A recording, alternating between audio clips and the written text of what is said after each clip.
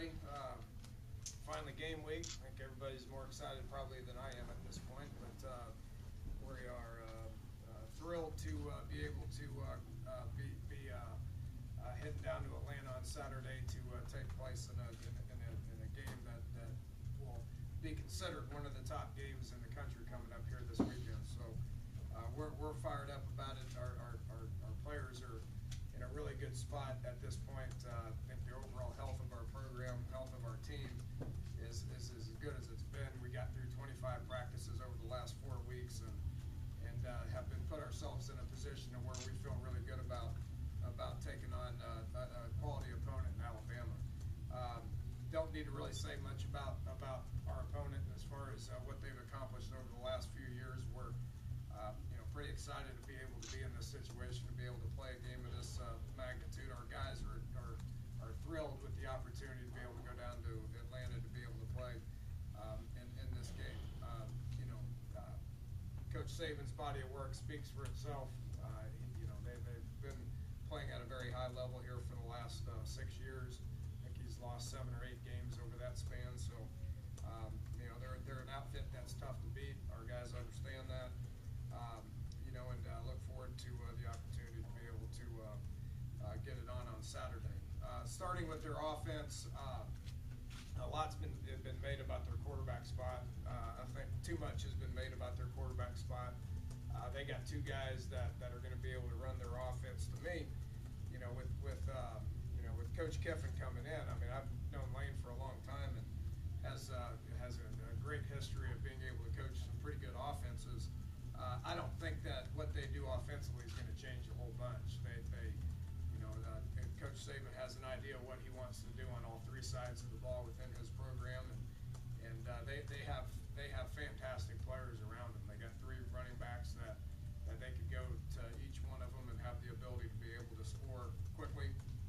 They got big kids up front, 3 of the 5 starters coming back.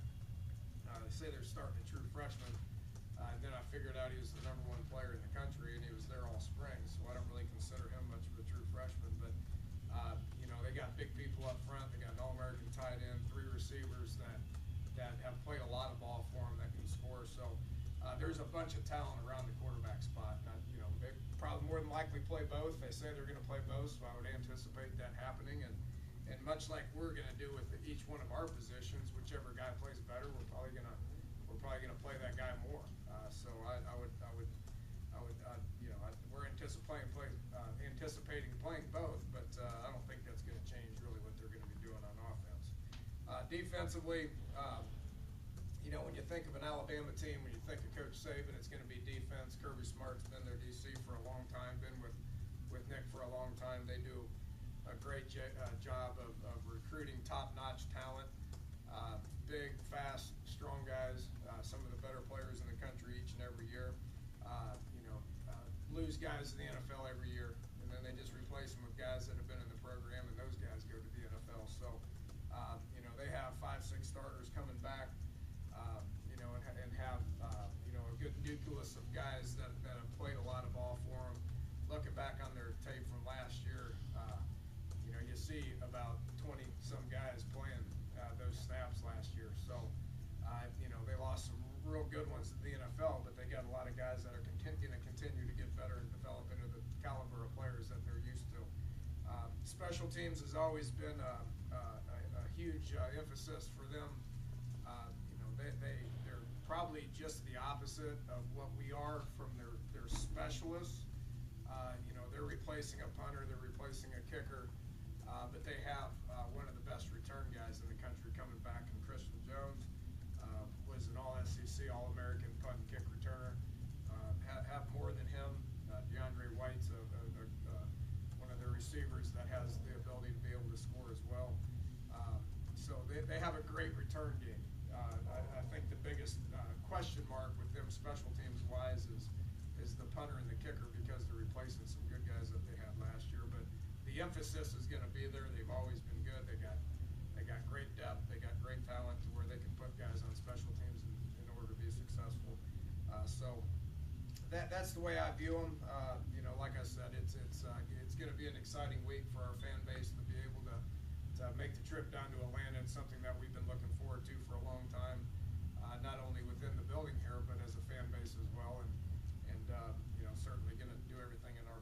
be able to put our best foot forward to be able to come out of there with the victory. So with that, we'll take some specific questions. With they've got a new offensive coordinator, you've got a new defensive coordinator. You spend most of your time on the offensive side of the ball. How do you turn that over to Tony? I mean, do you have full control of the game, or do you make suggestions, or how does that work? No, I mean there's always going to be conversations that take place during the course of the week. As far as I ask his advice. I ask Coach DeForest, Coach Bradley. I mean, all these guys some advice on what they would do in some of our situations offensively, and they do the same thing with the offensive coaches on what they should do in some situations defensively. So we've I think we're both us defensively and Alabama offensively in a similar situation to where it's not a wholesale change. I mean, one of the reasons why I wanted Tony to take this over is because he was with Coach Patterson last year, and he was with Coach Patterson 3 years ago in order to understand the defensive scheme, because we didn't want to change it very much. I can assure you that when Coach Saban hired Coach Kiffin, it wasn't, I want you to change the entire thing. He had an idea of what he wants to do offensively, which is not a whole lot different than what USC was doing the previous couple of years as well. So the philosophies both with us defensively in the turnover and Alabama offensively in the turnover is relatively the same, because it's not going to be just tremendously different. Schematically, if they do what they've done in the past, are they like anyone, they seem very old school, but are they like anyone in the Big 12? Oh, yeah, I mean, football's football. You can only put, you can put 7 on the line of scrimmage and 5 off the line of scrimmage, and usually one guy's taking a snap and all that. So, there's some similarities in what they do and what we try to do offensively. There's some drastic differences as well. They're more of a pro-style offense. I mean, they have the ability to be able to spread you out with really good receivers, which you got to cover them, and lightens the box up, and they feel like they're in a good position to run it. They're going to run it. They're going to try to establish the run. I think regardless of what offense you're looking at, I mean, whether it's ours, whether it's Baylor's, whether it's Kansas State's, it's always the same. You're going to try to establish the run, and then make the defense commit to a certain number of people in the box, and then you got one-on-one matchups you try to convert on. So, when it comes to that, I think there's some similarities with everybody. Which coaches will be in the press box? Which ones will be on the field this year? And also, how many guys are you traveling with? We can travel a little bit more. We're not restricted to 70 until the Texas Tech game, which I believe is game 6. Because next week's home game, Maryland, we're not restricted. Oklahoma is a home game here. Kansas is a home game here. So it's not till game 6 to where we're restricted to 70. This one, we're going to probably take about 80. I think is what the number is right now. So we're in good shape there. As far as coaching, offensively, we're the same as we've been. It won't change at all. As far as Shannon being upstairs, Chris Hannon is going to be talking to our to Ron, to Coach Crook, to begin, because he's the GA for the offensive line. And then defensively, Coach Mitchell will be up there. That's no difference. And then they're just talking about this morning, a combination of Coach Bradley and Coach Cogdale. I'm not quite sure which one they got ironed out at this point. So one of the D-line guys, Anthony Leonard, will be upstairs because he's kind of the linebacker guy, and then Coach Mitchell from the back end on defense as well. You mentioned the athleticism and the skill of both quarterbacks, Sims and Croker both. What are some of the specific nuances that you've had to kind of tell your team about, just to go against each individual quarterback and be prepared? Well, we have limited snaps to be able to gauge this from. I mean, neither one of them have taken a bunch of snaps. They're not the same quarterback. I mean, Sims has a little bit more athleticism to him, where Coker is a bigger more pocket guy. I just, again, we got to be aware of who they are as far as the elusiveness of one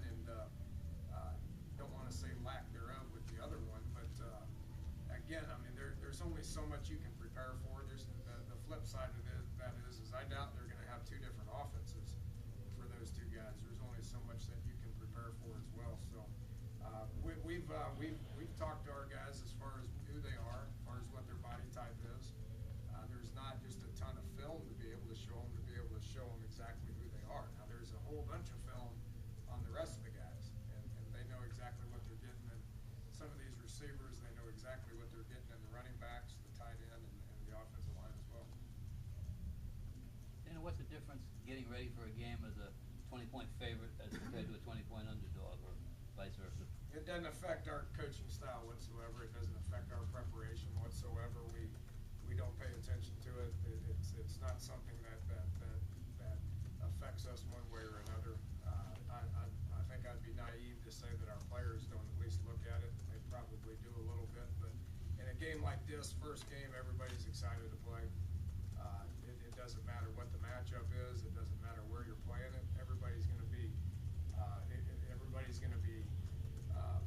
excited and anxious to be able to get out there for the first time. I've said this in here several different times. I believe my biggest coaching challenge will be Sunday, regardless of what happens on Saturday, whether we're successful, whether we're not.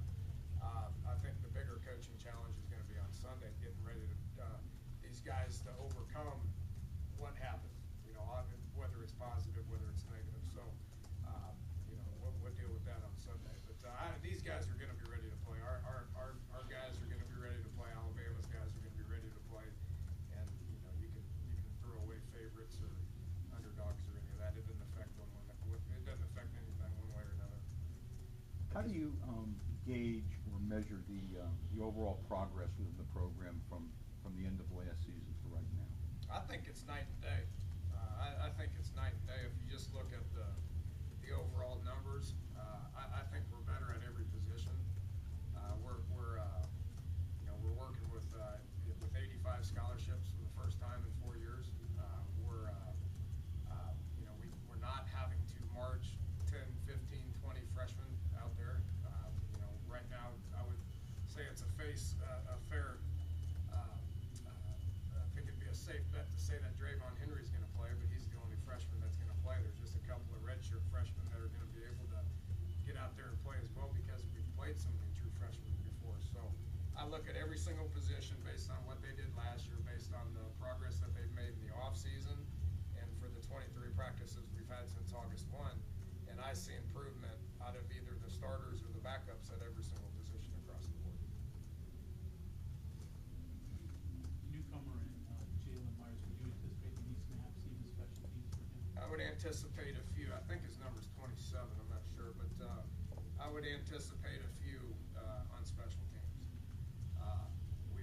We had Wednesday of last week to be able to gauge what he can do. You can see his athleticism, but to say he's going to do anything other than that right now, I think it'd be crazy. We got a few days. Today we got tomorrow, we got Thursday to be able to teach him and coach him and watch it on film to see how he reacts. Coach, it was announced that Ish Banks is going to miss the non-conference games. Who do you foresee stepping in for him, and do you think that's going to put any kind of added pressure on the defense since he's a redshirt senior? Icky was in a battle for playing time when we pulled him off the field 10 days ago or whatever it was. Terrell Chestnut's been doing well. I mean, he's a guy that's been in the program for 3 years. Understands what to do now. Is healthy for the first time since he's been here. He was battling for that starting job. Travis Bell has been solid. Has been as good as I've ever seen him. His physical condition is good. His where he's at mentally right now, I view as good. Something happens to the fifth-year seniors that is important, which is why you want to have a few of them. They know this is their last chance, and something happens to guys like that. And I see that happening with Travis right now.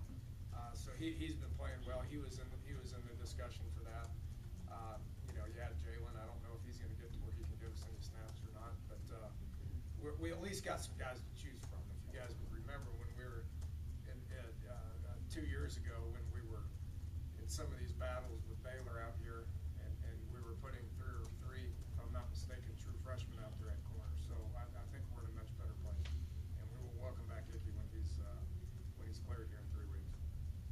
Henry start, and also you liked him a lot at the start of camp, and obviously you and the coaches do. How much has he developed and progressed since the start? Drayvon? Yeah. Yeah, you forget he's a freshman. He's the only freshman that we're having this conversation about. And again, going back to last year and 2 years ago, we're having this conversation out of a whole bunch of them, you know. So we kind of forget that he's a true freshman because he's a mature kid. He doesn't have ups and downs. You know, he's pretty steady. He needs to continue to improve, and I think he will.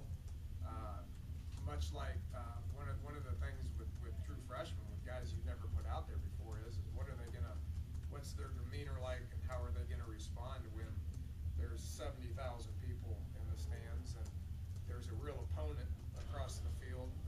I think based on what he's done in practice, I think he'll handle it just fine.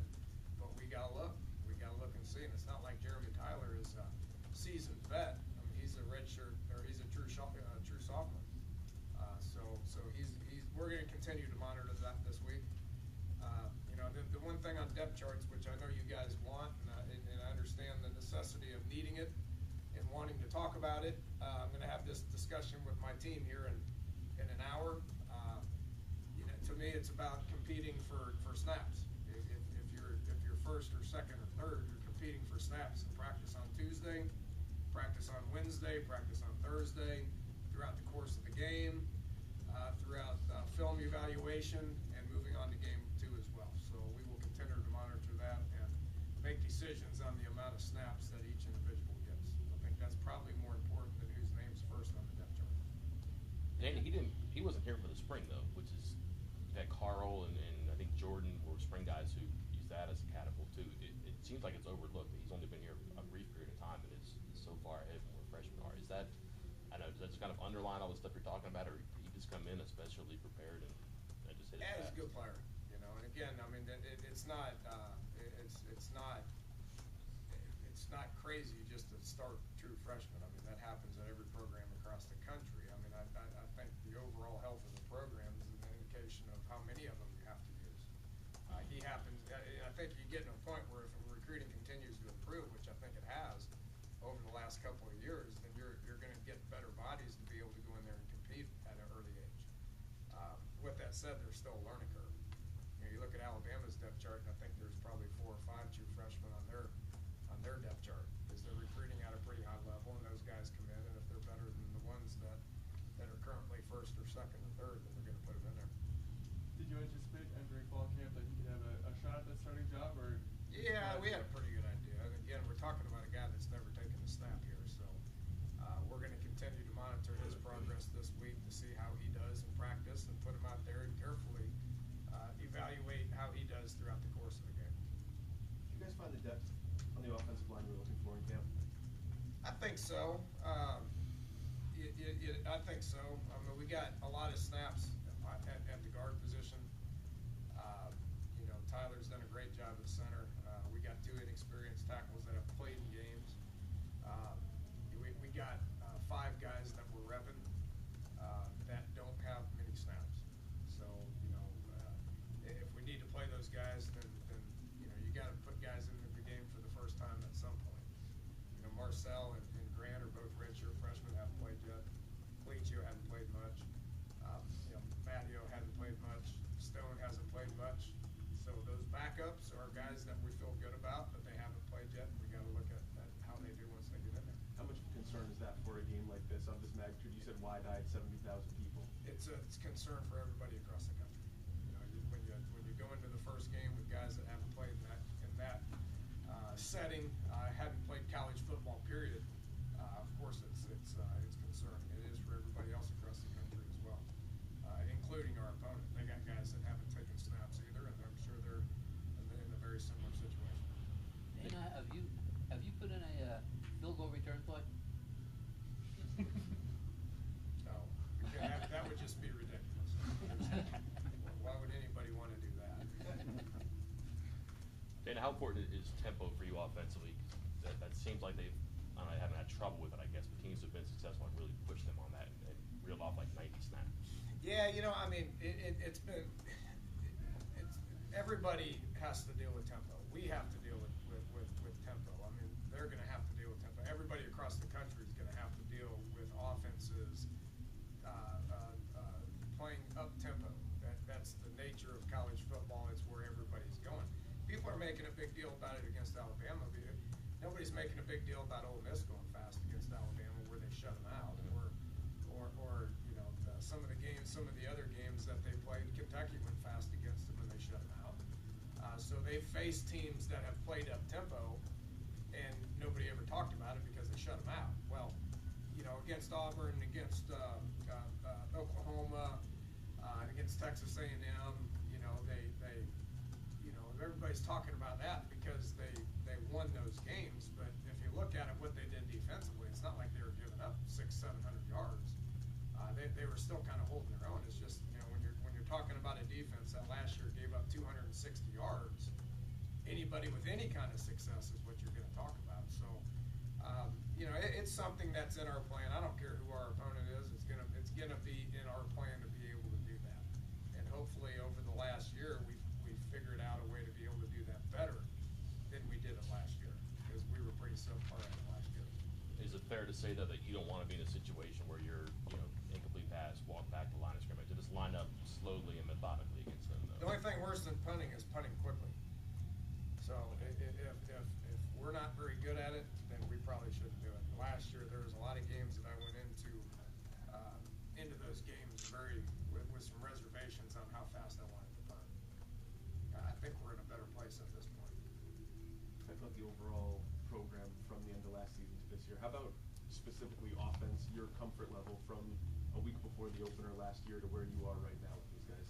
Much more comfortable. I think we're better at every position. I think we're playing a very, very, very good defense. So, you know, you got to take into consideration who we're playing and how you feel like you can attack them. Where we're at offensively is night and day. Starting with the coaching staff, there's a lot more continuity. We've got 3 coaches that are much more comfortable in coaching what we're trying to do, and then you got guys that aren't starting for the first time, which again puts us in a very, very much better position. When you have a guy like Darryl Worley, I mean, do you want to match him up against Amari Cooper? Will you move him side to side, or You don't have many choices, right? I mean, Amari Cooper is one of the best receivers in the country, so we're going to have to put our better guys on him, you know. But then we're going to have to cover DeAndre White. We're going to have to cover Christian Jones as well. So they got multiple options, and we have to be able to have more than Darryl Worley be able to step up to cover some guys. Okay, thanks, Coach. All right, Thank you.